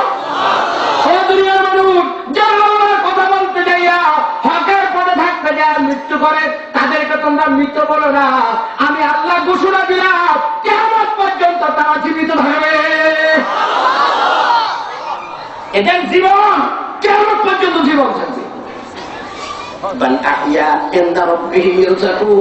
তারা তোমাদের রবের পক্ষ থেকে কন্টিনিউ জীবিত মানুষের মতো রিজিক পাইতে আছে। আল্লাহু আকবার। আল্লাহ ওই জাতের মানুষ তুমি আমাদেরকে বানাই দাও, ওই জাতের ইমাম আমাদেরকে বানাই দাও। তাহলে সলাতে যাবতীয় খারাপ কাজ থেকে কি ফিরে, এটা আমার ঘোষণা, আল্লাহর ঘোষণা। আর যার ফিরে না বুঝা যায় তার সলাৎ কি হয় না, কবুল। এটা সহিয়া দিচ্ছে, যার সলাৎ কায়েম আল্লাহর কাছে কবুল হয় না, তার সলাৎ তাকে খারাপ কাজ থেকে ফিরাইতে। তাহলে যে ব্যক্তি সলাৎ আদায় করে মিথ্যা কথা বলে তার সলাৎ কায়েম হয়, কবুল হয়। যে সলাৎ আদায় করে আবার জমির আইন উঠেলে তার নামাজ কায়েম হয়, কবুল হয়। আল্লাহর কাছে কবুল হয় না। বন্ধু, কথা হলো অনেক সংক্ষেপ। এরপরে আল্লাহ তাআলা বলছে ওয়ালা যিকরুল্লাহি আকবার ইন্নাস সালাতা তানহা আনিল ফাহশাই ওয়াল মুনকার। আমার দেশে জিকিরের বিভিন্ন তরিকা আছে না নাই? কেউ কেউ জিকির করতে করতে পান গাছে উঠে আসে না নাই? আমি ইন্টারনেট থেকে ডাউনলোড করেছি। কেউ কেউ জিকির করতে করতে একবারে খুব টাকা বড় হয় না, আবার কেউ কেউ জিকির করতে আছে না নাই? আমি নিজে শুনছি। আমি বাংলাদেশের কোন জায়গা প্রায় যত জায়গায় জিকির হয়, কোন জায়গায় কয় অমুক বাবার অমুক জায়গার বাবা একই বইটা জিকির ভালো নয়, লালতি হাত দি করো জিকির চাইনি বাবা রাজি হয়। কাড্ডু মাডুম কাড্ডু মাডুম ওরা কথা কোন আছে না? না, সাহাবায়ে কেরাম জিকিরের অর্থ বেশি বুঝছেন, আমরা বেশি বুঝছি। লা ইলাহা ইল্লাল্লাহ জিকিরুল্লাহ এরকম জিকির সাহাবায়ে কেরাম করছে।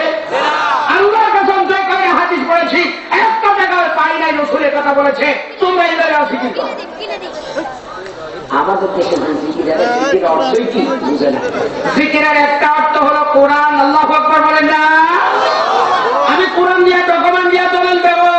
আল্লাহ তাআলা বলছে ইন্না নাহনু নাযালনা যিকরা ওয়া ইন্না লাহু লাহাফিজুন। আল্লাহু আকবার বলেন না? আরো জোরে বলেন আল্লাহু আকবার। আমি আল্লাহ জিকির নাযিল করেছি। ইন্না নাহনু নাযালনা যিকরা, আমি আল্লাহ জিকির নাযিল করেছি, আমি আল্লাহ একে হেফাজত করব। এখানে জিকির শব্দের অর্থ হলো আল্লাহর কোরআন। সুবহানাল্লাহ। সবচেয়ে বড় জিকিরের নাম কি? ওরা কথা বলেন কি? এখন জিকিরের স্লোগান দেয় কিন্তু কোরআন তেলাওয়াত করে না, কোরআনের তাফসীরও করে না। কথা বলেন ঠিক কিনা? এটা জিকির নাকি মানুষের চোখকে ধোঁকা দিয়া দুনিয়ার কিছু টুফাই চর্চন? কথা বলেন ঠিক কিনা? জিকিরের এক অর্থ হলো কোরআন। তাহলে কোরআন তেলাওয়াত করা, কোরআন মানা, এটা হলো সবচেয়ে বড় কি জিকির। আপনি যদি মসজিদের দিকে রওনা দিয়ে দেন, আপনি চিন্তা করলেন না, আপনি সালাতের দিকে রওনা দিলে প্রতিটা কদমের মধ্যে আল্লাহ জিকিরের সওয়াব দিবে কি দেবে না? আবার এক জায়গার মধ্যে আল্লাহ তাআলা বলছেন আল্লাহর আইন মানা হলো জিকির। যেমন এই জায়গার এই আয়াতের মধ্যে ওয়ালা যিকরুল্লাহি আকবার, সবচেয়ে বড় জিকির হচ্ছে 5 ওয়াক্ত সালাত আদায় করা। সুবহানাল্লাহ। 5 ওয়াক্ত সালাত আদায়ের মধ্যে জিকির হয়ে যাবে। আল্লাহু আকবার। কেউ যদি বিশ্বনবী বলেছেন ঘর থেকে ওযু করে নিজের মসজিদ থেকে রওনা দেয়, যতগুলো কদম পড়বে প্রতিটা কদমে আমার আল্লাহ একটা গুনাহ মাফ করে দিবে। প্রতিটা কদমে কদমে আল্লাহ তার এক একটা মর্যাদা বাড়াইয়া দিবে। এটার মধ্যে জিকির আছে না নাই? তারা বোঝা গেল সালাত আদায় করা হলো ওয়ালা যিকরুল্লাহি আকবার। আবার আল্লাহর হুকুম মানার নাম জিকির বলেছেন কে? আল্লাহ বলেন কে? আল্লাহ তাআলা।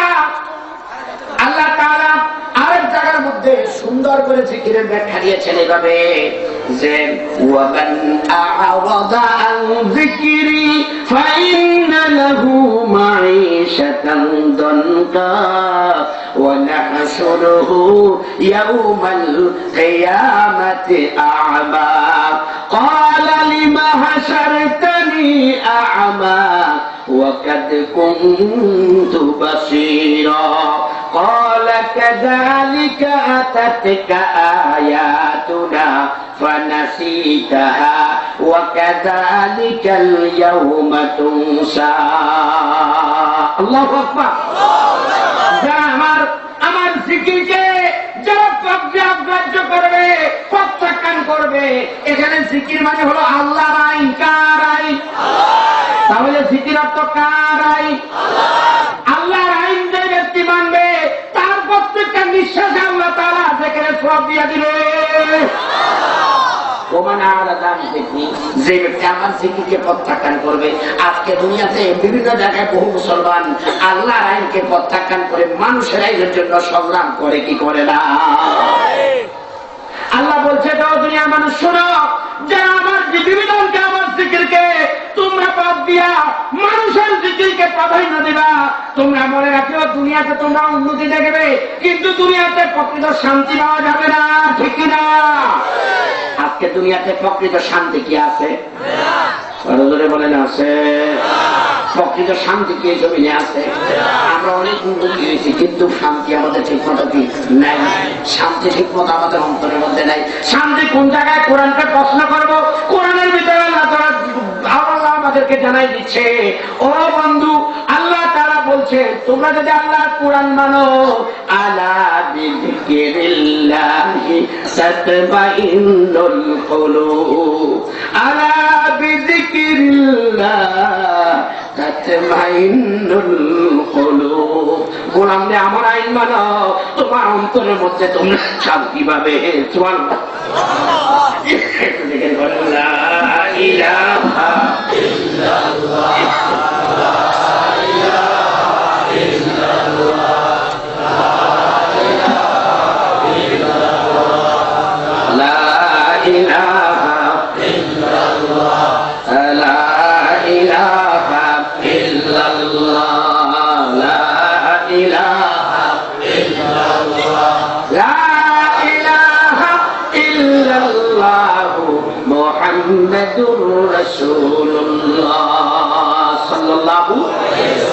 তাইলে শান্তি হলো আল্লাহ জিকিরের মধ্যে। কথা বলেন ঠিক কিনা? আল্লাহর হুকুমের মধ্যে শান্তি। এই যে এতক্ষণ বসে আছেন, এখানে শান্তি না অশান্তি? আরো জোরে বলেন, শান্তি না অশান্তি? যদি যেন ভালোবাসার গান লাগানো হইতো, তাহলে যেন এত সুন্দরভাবে বলতে দেখতেন। কত দিল ঠেলা, কত দিল বাক্কা। কথা বলেন ঠিক কিনা? তুই করে তুই করে লাগলো এবার হইরা চুরা চুরি, কথাবার্তা ঠেলা ঠেলি, ইয়ারা হুড়া উড়ে ওরা কথা কর না ঠিক কিনা? একমাত্র শান্তি আছে কোন জায়গায়? আল্লাহ আইনের মধ্যে। কথা বলেন ঠিক কিনা? এই মাহফিল যতক্ষণ চলছে আল্লাহ হুকুম মতো চলছে। কথা বলেন ঠিক কিনা? এই জায়গাটাতে কি আছে? শান্তি আছে। আর কোথাও শান্তি? যেমন শান্তি এই কোরআন না কায়েম হয়েছিল মক্কার জমিনে। হযরত ওমর রাদিয়াল্লাহু তাআলা আনহু 1 বছর ছিলেন মক্কার রাষ্ট্রের আইনমন্ত্রী। 1 বছরের বয়স তিনি আয়েশা বললেন, ও আমিরুল মুমিনিন আবু বকর, আমি পদত্যাগ করবো, এই পদে আর আমি থাকবো না। কয় কি হয়েছে? কয়েকটা বছর চাকরি করি আপনার অধীনে, আল্লাহর কসম মক্কাতে একটাও জাল জলিল হয় নাই, একটা লোককে একটা থাপ্পড়ও মারে নাই, একটা বখাটে ছেলে নারীর প্রতি একটা নারীর প্রতি কোন অ্যাসিড নিক্ষেপ করে নাই। কারণ এখানের মধ্যে সবাই আল্লাহর আইন মানে, যার কারণে এই জায়গার মধ্যে কোনো অশান্তি দেখা যায় নাই। আল্লাহু আকবার। তাহলে সালাত হলো ওয়ালা যিকরুল্লাহে, সবচেয়ে বড় জিকির হলো কি? সালাত। সবচেয়ে বড় জিকির হলো আল্লাহর কোরআন। কথা বলেন ঠিক কিনা? আরেকটা হলো জিকির মানে হলো কি? আল্লাহ জিকির মানে আরেক অর্থ হলো উপদেশ। জিকির মানে কি? ফাযাক্কির ফাইন্না যিকরা তানফাউল মুমিনিন। আল্লাহ রাসূলকে আল্লাহ তাআলা বলছেন, হে নবী, আপনি তাদেরকে কোরআনের তালিম দেন, কোরআনের কথা স্মরণ করায় দেন। কারণ কোরআনের কথা যত তেলাওয়াত হবে, যত আলোচনা হবে, মুমিনদের ঈমান তত আরো উপকৃত হবে। ঠিক কিনা? তাহলে জিকির অর্থ বললাম কি? 4টা না 5টা? আপনার জিকির অর্থ বলছেন আল্লাহর কোরআনের মধ্যে সবটাই কি আছে? ওয়ালা যিকরুল্লাহি আকবার। সর্বশেষ কথা, আমার সময় বোধ হয় গড়িয়ে আসছে, আর গর্বে ঠান্ডায় আমার কণ্ঠটা মনে বেশ প্রভাবান্বিত হয়েছে। পরশুদিন 3টা জায়গায় আমি স্ত্রী আলোচনা হিসেবে আলোচনা করছি। পরশুদিন 2টা জায়গায়, গতকালকে একটা জায়গায় অনেক লম্বা আলোচনা করতে হয়েছে। আমার শরীরটা খুবই ক্লান্ত। তারপর আপনাদের কাছে দোয়া চাই, আল্লাহ যেন সঠিক কথা যদি আমার দ্বারা বলায়, মোলামকে যেন বলার জন্য, বলানোর জন্য আল্লাহ যেন ওই ধরনের শক্তি সামর্থ্য দান করে। ধরে বলেন আমিন। দোয়া চাই আপনাদের কাছে। এরপরে সর্বশেষ টপিক আমি বলেছি, খুব সংক্ষেপ ব্যাখ্যা দেব। আল্লাহু ইয়ালামু মা তাসনাউন। তোমরা আল্লাহর ব্যাপারে মনে করছো আমাদের দেশের কোন মেম্বার চেয়ারম্যানের মতো। মেম্বার চেয়ারম্যানদের আমরা সবকিছু দেখে না, কিন্তু আল্লাহ কি এরকম না? আল্লাহ আরেক রকম। মেম্বার চেয়ারম্যান যা দেখে না তা দেখে কে? পুলিশ ভাইরা যা দেখে না তা দেখে কে? ও বন্ধু, তোমরা আল্লাহর ব্যাপারে ধারণা ঠিক অর্জন করো। এজন্য আল্লাহ অন্য আয়াতে বলছি আইয়ুহাল্লাযীনা আমানু আমিনু বিল্লাহি ওয়া রাসূলি, ও ঈমানদারেরা তোমরা আল্লাহর প্রতি আবার ঈমান আনো, আর রাসূলের প্রতি তোমরা আবার ঈমান আনো। জোরে বলেন সুবহানাল্লাহ। মানে তোমরা আল্লাহর ব্যাপারে যে ধারণা আছে এই ধারণা নিয়ে জাহান্নাম থেকে বাঁচতে পারবে না। জাহান্নাম থেকে বাঁচতে হলে আল্লাহকে মনে করো, তুমি যেখানে যা যেখানে থাকো সেখানে আল্লাহর ফেরেশতা তোমার পিছনে আছে না না? আছে না নাই? সব জায়গায় দেখে কে? কথা বলেন, কে দেখে? গোপন জায়গায় অন্যায় করলে কে দেখে? আরেকজনের জায়গা জোর করে দলদাল কবলা করলে কে দেখে?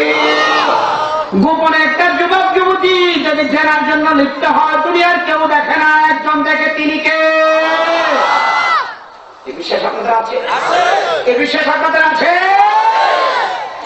আল্লাহু ইয়ালামু মা তাসনাউন, আল্লাহ তিনি তো জানেন তোমরা যাহা করো। আপনি তো বলতে পারেন যে হুজুর বাংলাদেশে এত মানুষ, ঢাকা শহরে গেলে বোঝা যায় যে প্রতিদিন মনে হয় যেন বসুরহাট বলছে। বসুরহাটে লোক কম না বেশি? অবশ্যই আমি বসুরহাটে লোক খুব একটা বেশি নাই। বাজারের উপর দিয়া বছরে 5-10 বার আমি রাস্তা ক্রস করে বিভিন্ন মাহফিলে যাই, কিন্তু অত বেশি দেখি না। হয়তো বাজারের সময় যাইতে পারি না বা রাস্তার উপরে লোক দেখি না। ঢাকার হাটে গেলে, গুলিস্তান হাটে গেলে সব মানুষ আর মানুষ, ঠিক কিনা? একজন গুলিস্তান যাইবে না, বললো হারে যাও ঢাকা আসি, আনের দিন নিয়ে যাও ঢাকা আসছি, আজকে কোন দিন এসছি? আনের দিন। আমি মনে করছিলাম যে বাবুরে এত মানুষের বিচার কেন আল্লাহ করবো, কোন রকম বান্দর যদি আয় করি বলে আয় হারে দিন আদালতে একটা। এটা কি সম্ভব? এটা কি সম্ভব? এটা পশ্চিম কালা সম্ভব নয়। আজকে আপনি যাহা করেছেন সব কথাগুলো আল্লাহ রেকর্ড করে, বলেন আল্লাহু আকবার। আমাদের পিছনে কিরামান কাতিবিন আছে না না? কিরামান কাতিবিন ইয়ালামুনা মা তাফআলুন। বান্দা এটা করে চলিও, তোমার পিছনে দুজন লেখক আছে। আল্লাহ আয়াতে সূরা কাফের ভিতরে আল্লাহ বলছেন মা ইয়ালফিযু মিন কাওলিন ইল্লা লাদাইহি রাকীবুন আতীদ। বান্দারে তুমি যাহা করো ওগুলো রেকর্ড হয়ে যায়, আর যাহা বলো ওগুলো রেকর্ড হয়ে যায়। আরো আসতে বলেন সুবহানাল্লাহ। সব রেকর্ড হয়ে যায়। ও বন্ধু, ও আমার ভাইরা, কালকে আমাদের ময়দানে আল্লাহ বিচার পয়সারা কেমনে করবে? আল্লাহ তাআলা আপনাকে ওই আমল নামাগুলোর ডকুমেন্টারি গুলো দিয়ে দিবে আর বলবে ইকরা কিতাবাকা কাফা বিনাফসিকাল ইয়াওমা আলাইকা হাসিবা। বন্দা পড়ো, এটা হলো তোর জীবনের খতিয়ান। তুই আজকে তোর হিসাবের জন্য তুমি নিজেই একমাত্র যথেষ্ট। এবার বন্দা আমল নামাগুলো দেখবে, একদিকে দেখবে তার ভিডিও, আরেকদিকে তার দেখবে অডিও, আরেকদিকে দেখবে তার কেমন কাতিবের লেখা দস্তাবেজ। ওই ডকুমেন্টারি গুলো তিনটা সাথে নিয়ে এবার পড়বে আর বলবে বালি হাদাল কিতাব লা ইউগাদিরু সগীরাতান ওয়ালা কাবীরাতান ইল্লা আহসাহা। জোরে বলেন আল্লাহু আকবার। এখন দুষ্ট কাফের বেঈমান মুনাফিকের বাচ্চা আল্লাহর আইন বাদ দিয়া যারা মানুষের আইন প্র্যাকটিস করে তারা বলবে আল্লাহ এটা কি ধরনের লেখক, কে এগুলো রেকর্ড করেছে? আমার জীবনের ছোট কাজগুলো এখানে আছে, আমার জীবনের বড় কাজগুলো আছে। কোন কারিগর, কোন গোয়েন্দা, কোন সাংবাদিক আমার সব কাজগুলো এইভাবে নীতিগত ভাবে পুঙ্খানুপুঙ্খ ভাবে রেকর্ড করেছে। সুবহানাল্লাহ। তাহলে আল্লাহু ইয়ালামু ওয়া আনতুম ওয়াল্লাহু ইয়ালামু মা তাসনাউন। তোমরা যাহা করো, যাহা করবে জানে কে? আল্লাহ। আরো জোরে বলেন, কে জানে? তাহলে এখান থেকে আমরা সংক্ষিপ্ত ছোট্ট ছোট্ট 5টা বিষয়ে কিছু ধারণা পাইলাম, ঠিক কিনা? এই মাহফিল আয়োজন করাতে আপনারা খুশি হচ্ছেন না? আসতে পারেন না? কে কে খুশি হয়েছেন হাত তোলেন। আপনার মানি বা যারা বেজার হয়েছেন এত হাত তোলেন।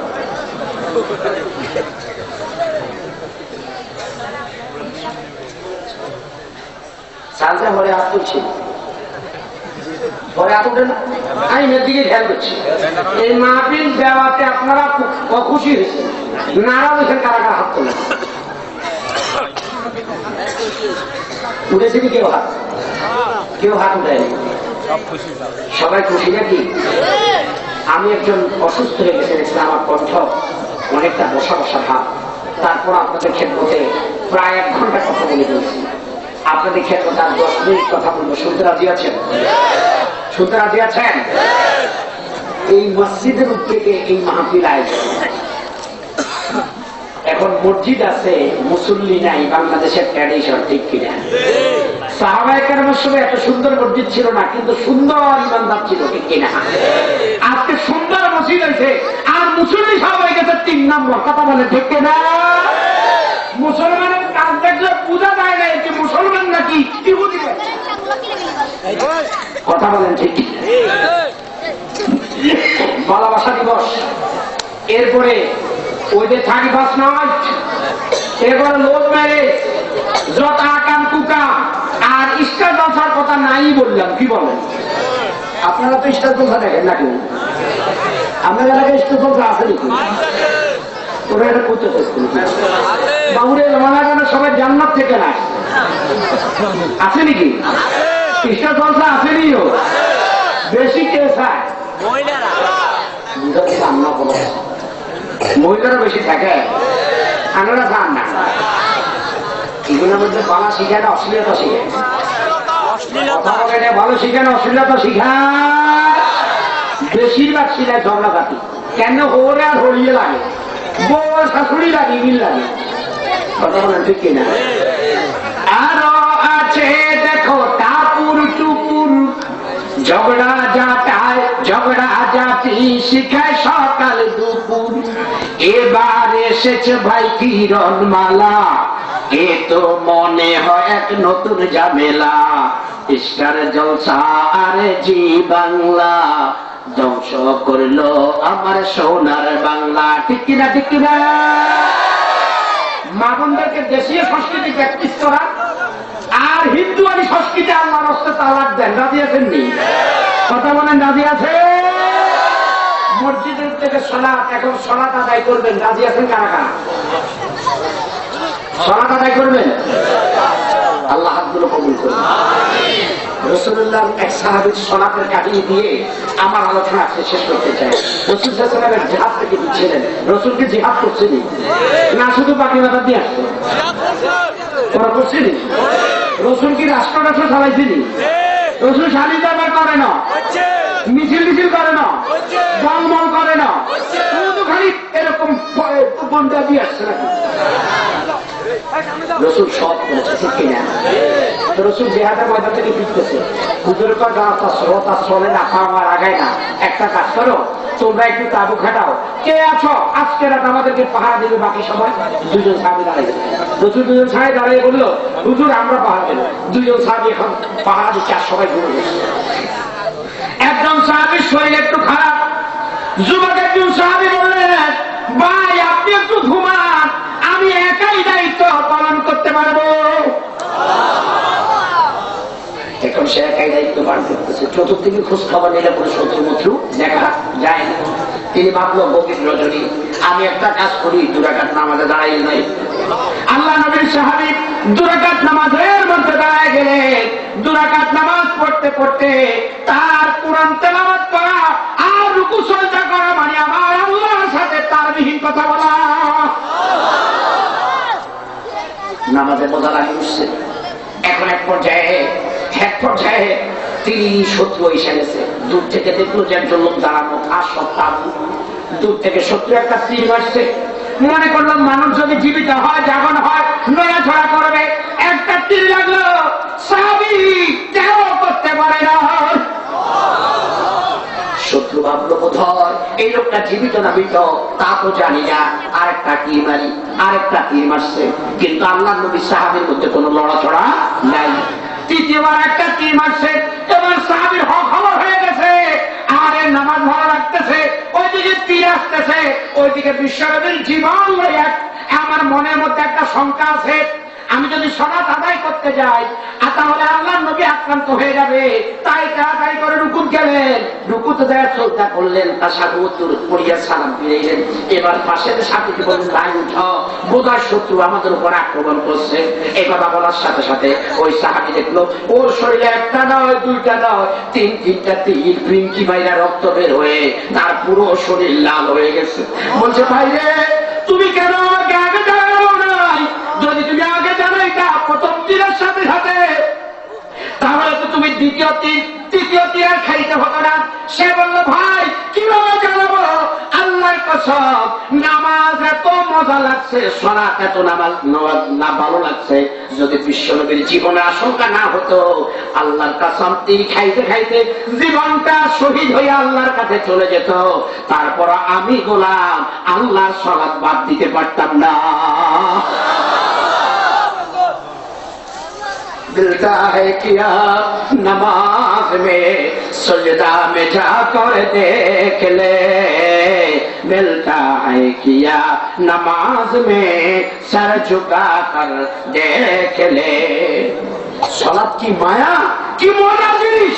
একটু পড়ো, আল্লাহকে সজদা করো, আল্লাহর কোরআনটা ভালো করে বুঝে পড়ো, তারপর তোমার মনের ইচ্ছা যা ইচ্ছা তাই করিও, কোনো অসুবিধা আল্লাহ আমাদের মাহফিলকে কবুল করুন। যারা এখানে আছেন আপনারা নামাজের কায়দায় বসেন। সভাপতি সাহেব কিছু বলবেন? আগে বলছেন না তো? আমি আপনাদের খেদমতে এখন দোয়ার দিকে অগ্রসর হব। আপনারা সবাই আন্তরিক ভাবে সালাতের কায়দা বসার চেষ্টা করুন। ভাইজান একটু ইনস্ট্রাকশন দেবেন, তারপরে দোয়া হবে।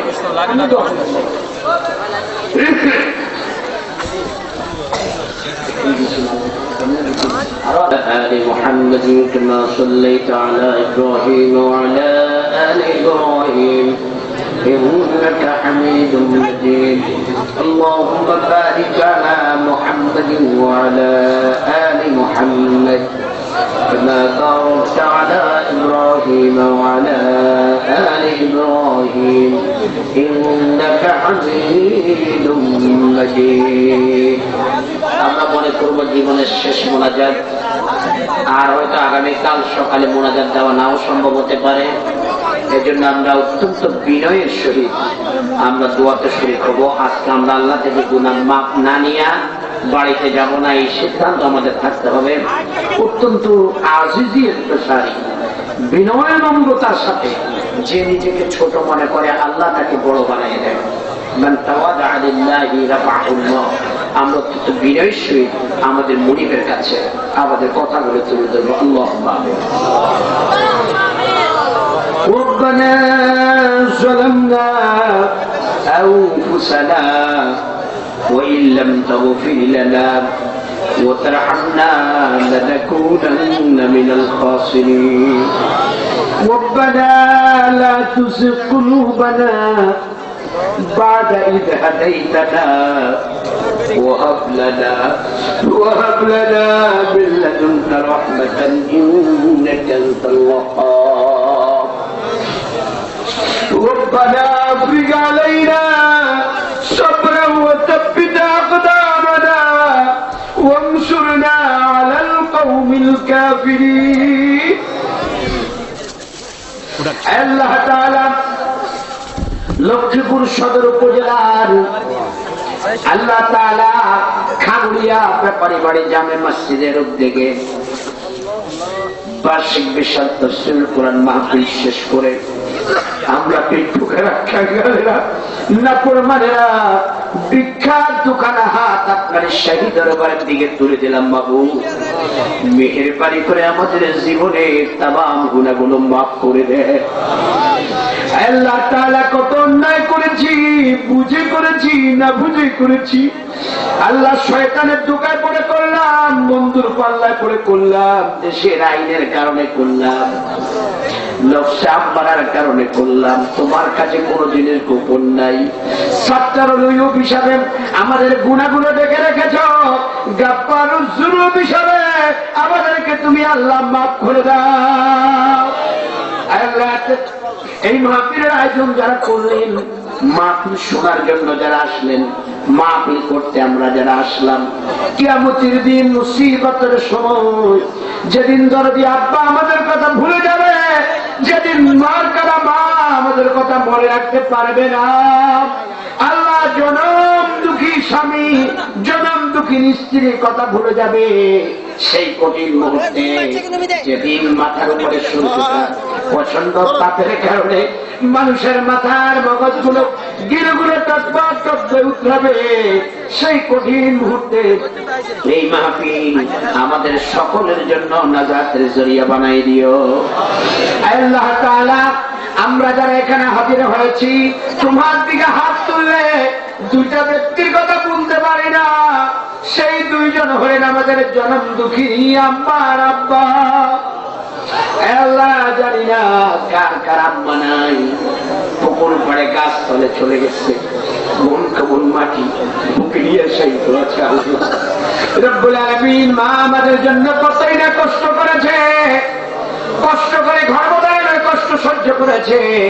আমরা যখন পেটে এসেছিলাম মা খাইতে বসেছে, পেটের মধ্যে লাথি দেওয়ার কারণে মা আজকের খাওয়া হারাম হয়ে গেছে। গভীর রজনীতে মা ঘুমিয়েছিল, পেটের মৃত্যু দেওয়া দিয়েছিলাম, মা আজকে রাতে আর ঘুম হয় না।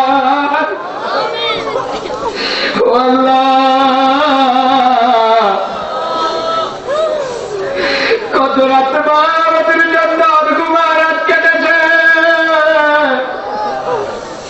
কনকনে ঠান্ডার ভিতরে। ও আল্লাহ, মা সব খেতে কাপড় পায়খানা প্রস্রাব করে দিয়েছিলাম, মা ঠান্ডা লাগবে বলে নিজে ভিজা জায়গায় শুয়েছে, আর আঁচলের মধ্যে বাসাদামকে তুলে দিল। ও আল্লাহ, ওই আমার কোন ঋণ শোধ করতে পারি না, তোমার কোরআনের মাহফিল থেকে বুক ভরা সারিয়া দোয়া করে আল্লাহ আমাদেরকে জাহান্নামের আগুনে জ্বালাইয়েন না। জনম দুঃখী আব্বা মাথার গান পায়ে ফেলে আমাদের জন্য কতই না কষ্ট করেছে। নিজের বাবার কথা দিয়ে আমি জানি, একটা বাবা যারা কিনলে বলে বাবা তুই লেখাপড়া করো, যে টাকায় দে, আমাকে পুরো টাকায় থেকে দিয়ে দে রে বাবা। আবার কে দেখবে, তোর তো বন্ধু বান্ধব আছে, ওই বাবা ঠিক মতো জামা গায়ে দেয় না, আমাদের জন্য ব্যবস্থা করেছে। ও আল্লাহ, আব্বার কোনো খেদমত করতে পারি নাই, তোমার কাছে পরিয়ার জানাই আব্বাদের কবর গুলোকে জান্নাতের টুকরা বানাইয়া দিও। ও আল্লাহ, বিদেশে মানুষ যায়, আমেরিকা কানাডা যায়, জাপান যায়, মিডল ইস্টে যায়, খবরে নেওয়া যায়, বাড়ির পাশে পুকুর পাড়ে বাবাকে দাফন করেছি, একদিনও খবরে পাই নেই। আল্লাহ, ও আল্লাহ, বাবাকে জাহান্নামের আগুনে জ্বালাইয়েন না, তাদের কবরগুলোকে জান্নাতের টুকরা বানায়া যায়।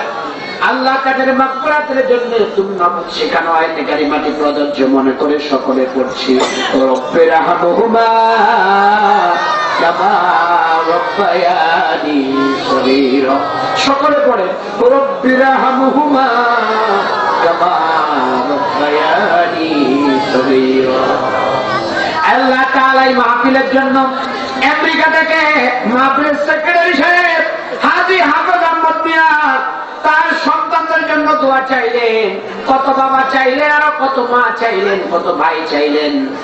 আল্লাহ জানা অজানা যত মানুষ বিদেশি বিরাজ্যে আছে, আল্লাহ সকলকে তুমি হেদায়েতের সহিত সহি সালামতে জীবন যাপন করার তৌফিক দান করো।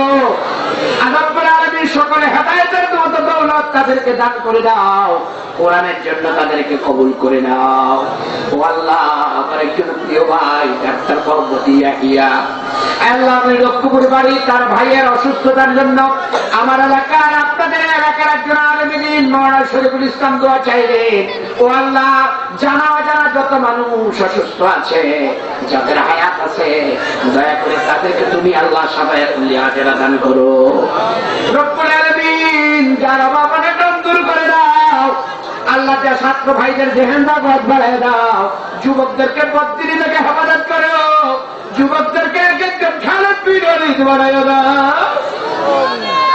ও আল্লাহ, নবী রাসূল আসবে না, কোরআনে পেলাম, হাদিসে পেলাম। আল্লাহ জাতির জন্য কয়েকজন উম্মত দিয়ে দাও। আল্লাহ জাতির জন্য কয়েকজন আবু বকর দিয়ে দাও।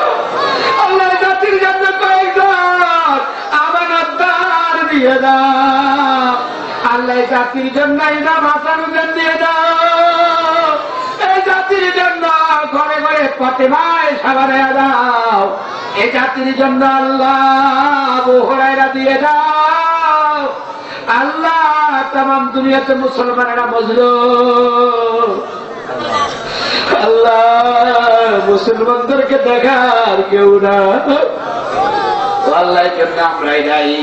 আমরা তোমার কোরআন সুন্নাত ছেড়ে দিলাম। আল্লাহ মুসলমানদেরকে কেমন নেক বানাইয়া দাও। কোরআনের আইন ছাড়া নবীর সুন্নাত ছাড়া শান্তি আসবে না। আল্লাহ সব মুসলমানকে তুমি আল্লাহ বুঝে দাও। আল্লাহ এই মাহফিল থেকে শিক্ষা নিয়ে আমার ভাইদেরকে, বাবাদেরকে আল্লাহ কোরআনের ময়দানের জন্য কবুল করে নাও। এই আপনাদের সব মুর্দেগানের কবর আযাব মাফ করে দাও। জিন্দাদেরকে আল্লাহ হেদায়েতের জন্য কবুল করে দাও।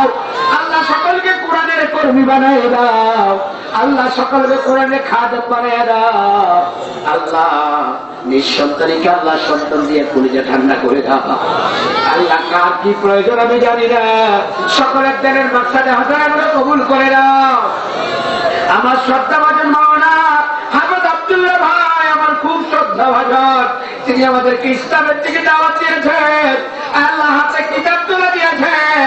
আমার শ্রদ্ধাভাজন ভাই সহ যত আলেম ওলামা, মাওলানা নাজমুল ইসলাম সাহেব, এলাকার নক্ষত্র, আমার বন্ধু ভাই সাইফুল্লাহ মুনির সাহেব, এলাকার আলেম ওলামাদেরকে তুমি আল্লাহ দয়া করে দ্বীনের রাস্তা কি নসিব করে দাও।